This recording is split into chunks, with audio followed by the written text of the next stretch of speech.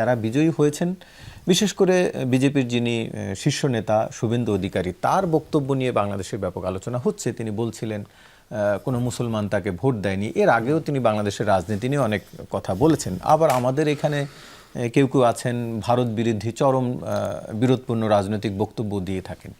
এখন ভারতে বিজেপির এই, বিশেষ করে আমাদের সীমান্তে বিজেপির এই উত্থান এবং আবার বাংলাদেশে কারো কারো চরম বিরোধী অবস্থান একটি পারস্পরিক সাম্প্রদায়িক একটা উস্কানি তৈরি করতে পারে কিনা, আপনি কিভাবে দেখেন? ধন্যবাদ আপনাকে, আমার সহ-আলোচকদেরকে ধন্যবাদ। সৌরভ ভাই তো খুব গুরুত্বপূর্ণ আলোচনা করছেন। উনি পশ্চিমবঙ্গের রাজনীতি খুব ভালো ফলো করেন বোঝা যাচ্ছে ওনার কথায়। তো যেটা আপনি বলছেন যে প্রভাব পড়বে কিনা, শুভেন্দু অধিকারীর শেখ হাসিনাকে নিয়ে যে বক্তৃতা দিয়েছে যে শেখ হাসিনা বাংলাদেশের বৈধ প্রধানমন্ত্রী এবং তাকে তিনি শাহজালাল এয়ারপোর্ট দিয়ে আসবেন এবং আমাদেরকে সেলুট দিয়ে তাকে গ্রহণ করতে হবে। ওটা কিন্তু অনেক আগের ওটা এখনকার না, আগের কথাই বলছি, মানে আগের বক্তৃতা। মানে এই বিজেপির সাথে বাংলাদেশের আওয়ামী লীগের কিন্তু একটা খুবই মহব্বতের সম্পর্ক আছে, যেটা আমরা দেখছি শেখ হাসিনা পালিয়ে গিয়েও সেখানে আছে এবং বিজেপি সেটা তো কংগ্রেসের সাথেও ছিল, বাংলাদেশের বেশি ছিল। না, গত 15 বছরে তো আমরা একনিষ্ঠ সাপোর্ট দেখেছি এবং আপনি বাংলাদেশ বিরোধী সেন্টিমেন্ট কিন্তু বিজেপি বাংলায় প্রচার করে এবং বাংলাদেশে অনেক অবৈধ অনুপ্রবেশকারী আছে বলে। কিন্তু 2014 সালে যখন বিজেপি ক্ষমতা আসে তখন তো বিএনপি বা জামাতের যারা ছিলেন তারা বরঞ্চ একটু উচ্ছ্বাসিতই হয়েছিলেন যে এবার হয়তো ভারত নীতির পরিবর্তন হবে। হ্যাঁ, 14 সালের প্রেক্ষাপট অবশ্য সেটা ছিল, রাইট। তো এই যে আপনি দেখেন, এই বাংলাদেশি অবৈধ অনুপ্রবেশকারী খোঁজে, কিন্তু আওয়ামী লীগের লোকজন আবার খুব জামাই আদরেই সেখানে আছে। তারা ক্রিকেট খেলছে, ফান করছে, আড্ডা দিচ্ছে তাদের সাথেই, সেটা নিয়ে আবার কিছু বলে না। তো এখন রাজনীতির চরিত্রের মধ্যে যদি আমি দেখি যে আমি যেটা দেখি যে ইন্ডিয়াতে বিজেপির যে চরিত্র, এই চরিত্রের সাথে আমি মিল দেখি বাংলাদেশে আওয়ামী লীগের। যে বিভাজনের রাজনীতির যে চরিত্র, যে হিন্দু মুসলমান বা ধর্মীয় সাম্প্রদায়িক একটা উস্কানি সবসময় লাগিয়ে রাখা, যে রেটরিক ইউজ করা, যেমন জয় শ্রীরাম বলে মানুষকে জোর করে জয় শ্রীরাম বলাচ্ছে, টর্চার করছে।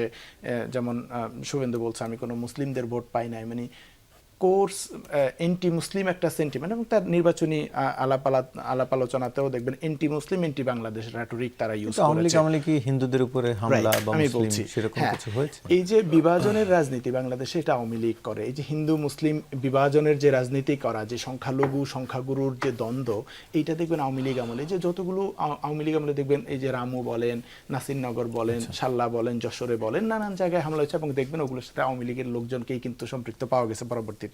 নাসিরনগরে তো সরাসরি একজন মন্ত্রীর লোকেরাই সরাসরি জড়িত ছিল। এগুলো দিয়ে তারা যেটা করতো যে এই তৃণমূলের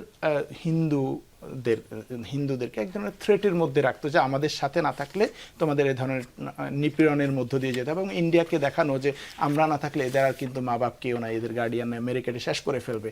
এবং এই যে আপনি দেখেন 1-1.5 বছর ধরে 2 বছর ধরে আওয়ামী লীগ নাই দেশে, এরকম ঘটনা কিন্তু আপনি এখন আর দেখছেন না। যদি আওয়ামী লীগ ঘটনায় থাকতো এই ধরনের ঘটনা আপনি আরো দেখতেন, ফ্রিকোয়েন্টলি ঘটতেছে, এরকম দেখতেছেন। অন্তর্বর্তীকালীন সময় তো অনেক ঘটনা ঘটেনি। না, আওয়ামী লীগের সময় যে ধরনের, যে পূজার সময় পূজা মণ্ডপে বাড়িঘর আগুন দিয়ে পোড়াই দিচ্ছে, নাসিরনগরে সাল্লাতে যে ধরনের ঘটনা ঘটছে, বা যশোরে এই রামুতে, এই ধরনের ঘটনা কিন্তু আপনি এখন দেখছেন না। এই ঘটনাগুলো আওয়ামী লীগ থাকলে ঘটে, এবং এইটা যেখানে আওয়ামী লীগ খুব কৌশলে করে তার ক্ষমতা টেকায় রাখার জন্য, ভারতকে খুশি করার জন্য, সেটা বিজেপি ওখানে ডিরেক্টলি করে এন্টি মুসলিম রেটরিক দিয়ে, হিন্দু মুসলিম কনফ্লিক্ট তৈরি করে দিয়ে। এটা বিভাজনের রাজনীতির জায়গায় এবং ফ্যানাটিক রাজনীতির জায়গায় আপনি দেখবেন বিজেপি কথায় কথায় বলবে পাকিস্তান চলে যাও, বাংলাদেশ চলে যাও, যেটা আওয়ামী লীগ এখানে করতো। বিএনপি হোক, জামাতের হোক, তাদের অপোজিশনকে সবসময় বলতো তুমি পাকিস্তানে বিলং করো। খালেদা জিয়াকে বলতো পেয়ারে পাকিস্তান, এই ধরনের কথাবার্তা বলে তারা যে তুমি বিলং করো না এদেশে, পাকিস্তান চলে যাও, যেটা ইন্ডিয়াতে তারা করে। তো এগুলোতে আপনি এই ফ্যানাটিক রাজনীতি বা বিভাজনের রাজনীতিতে আওয়ামী লীগের সাথে আমি মিল দেখি। তো আমাদের দেশে তো আওয়ামী লীগ শেষ পর্যন্ত পালিয়ে গেছে, দুর্ভাগ্যজনকভাবে আবার আওয়ামী লীগের মিত্র বা সিমিলার চরিত্রের রাজনৈতিক দল পশ্চিমবঙ্গে ক্ষমতায় আসছে। আমি মনে করি না এটাতে বাংলাদেশে খুব কোনো ধরনের প্রতিক্রিয়া তৈরি হবে এখানে, যে বিজেপি ক্ষমতায় আসছে বলে আমাদের এখানে। বরং আমাদের জন্য কিছু কনসার্নের ব্যাপার আছে, যে এই যে আপনি বলছিলেন যে তারা অবৈধ বাংলাদেশি বলে সেখানকার বাঙালি মুসলমানদেরকে পুশ করতে পারে, আমাদের দেশে রোহিঙ্গাদের মতো হয়তো একটা ক্রাইসিস আমরা ফেস করতে পারি মাইনর স্কেলে হলেও।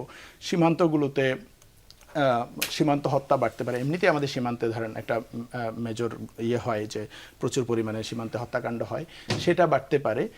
এবং তারা যদি এনআরসি করে অনেক মানুষদেরকে বাংলাদেশি বলে আলাদা ক্যাটাগরাইজ করে ফেলতে পারে, যেটা আসামও তারা করার চেষ্টা করেছে।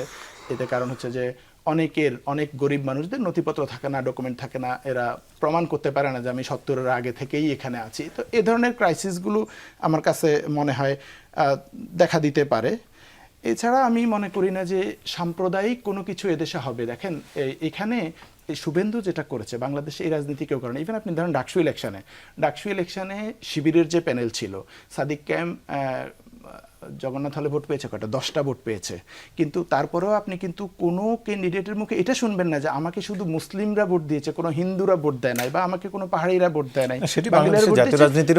বাংলাদেশে জাতীয় রাজনীতি কিন্তু হিন্দু বিরোধী বা সাম্প্রদায়িক এ ধরনের রেটরিক থেকে কেউ রাজনীতি করে না, বরং তারা বলে যে আরো কিভাবে হিন্দুদের মন জয় করে আমি আরো ভোট পেতে পারি। যেমন জামাত হিন্দু ক্যান্ডিডেট দিচ্ছে, হিন্দুদের কাছে যাচ্ছে ভোট, বিএনপি হিন্দুদের কাছে যাচ্ছে, যদিও বিএনপি জামাত কেউই এখনো অতটা হিন্দুদের ভোট পাওয়ার মতো তাদেরকে হয়তো কনভিন্স করতে পারে না, যেহেতু তাদের একটা লয়ালটি আওয়ামী লীগের প্রতি ছিল। কিন্তু এখানে কেউ এই রিলিজিয়াস কার্ড খেলে অন্য রিলিজিয়ানকে বা হিন্দুদের বিপক্ষে ক্যাম্পেইন করে রাজনীতি করে, এমনটা হয় না।